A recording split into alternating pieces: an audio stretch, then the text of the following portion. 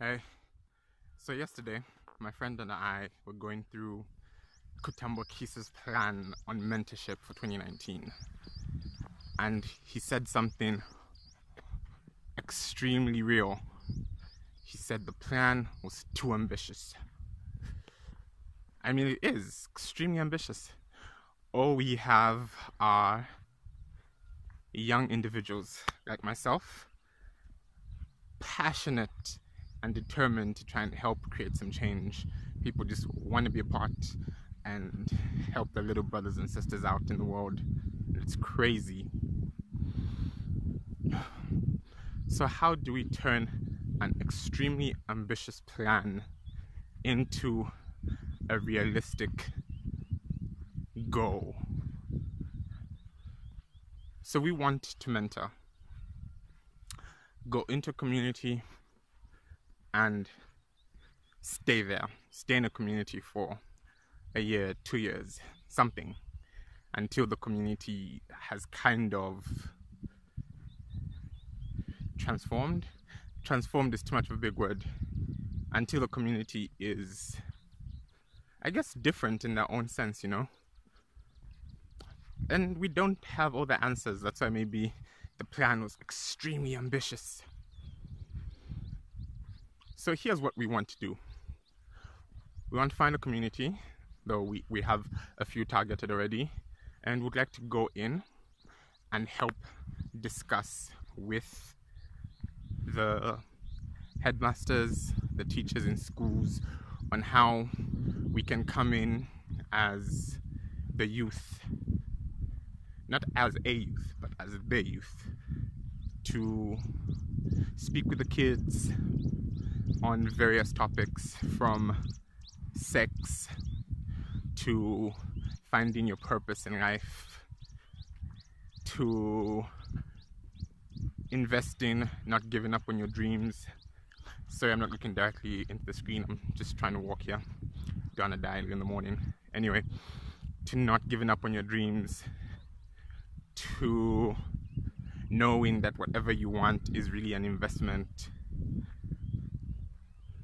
and just making their lives more advantageous than most of them currently, are. And I'm not just saying this from without, like, the stats are there. The World Bank, the UN, all these top NGO organizations are always telling us all the time how Zambia is a third world nation, how it's really rough in Zambia at the moment. Education is low, the informal sector is very high. I'm sure you know the statistics, it's in the news every day, probably bores you every time you watch it, but yeah, those are the realities we face. People still don't have electricity in homes.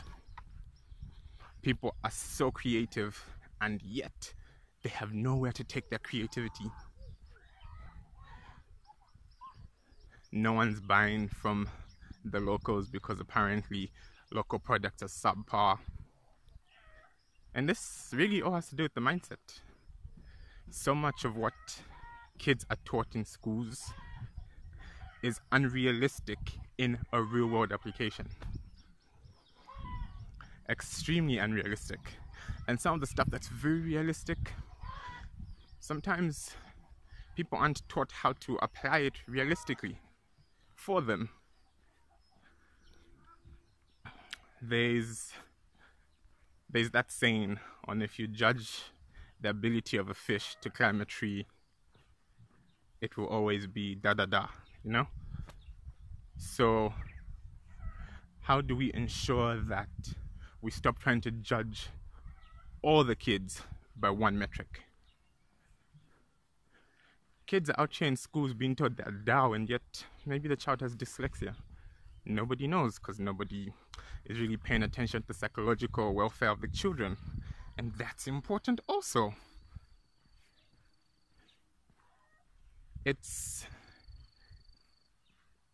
I guess it's just crazy, you know? It really makes me feel depressed when I think about it, and I've been thinking about this for years. Probably never been this or in before. Tried and then, you know.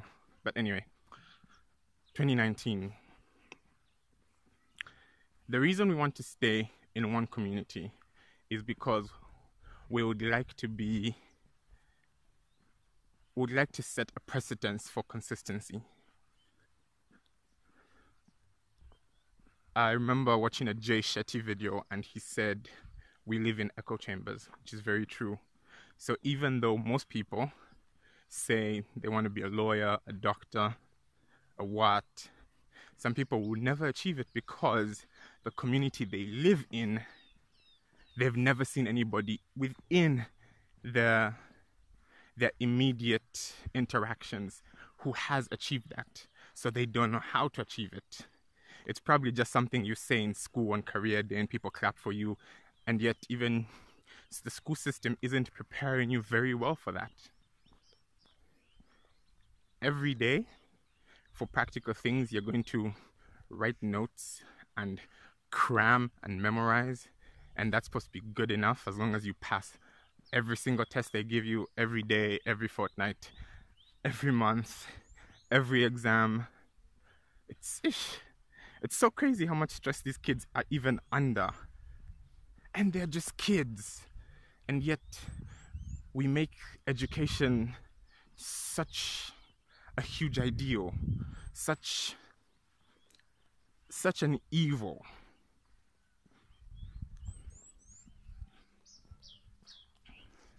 But yeah, my friend was definitely right. It's too ambitious.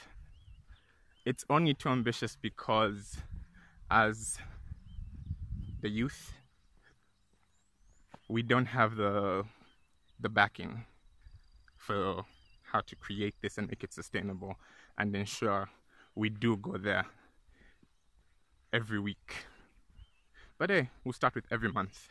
Every end of the month, we'll go into the same community, interact, create a bond, create trust, trying to ensure that, trying to dodge something, trying to ensure that even the teachers, even the school system kind of adjusts itself. We can't transform the whole education system in one night, but the little transformations that can occur within the schools would be such a huge advantage for the pupils in the schools to want to change and transform the mindset, if we can just reach that. And that's our goal. So today, I'm going to be talking to my friend again. And hopefully this time, we can dumb ambitious down to slightly less ambitious until we find a sustainable way to start. Because come January 26th, I said it, January 26th, we'd like to start this. The reason I'm making this video is because I know I'm not alone. I hear this every single time we have a small argument, a small debate. So instead of channeling our frustrations out in our rooms, in our safe zones with our friends where we complain, let's channel it to do something different.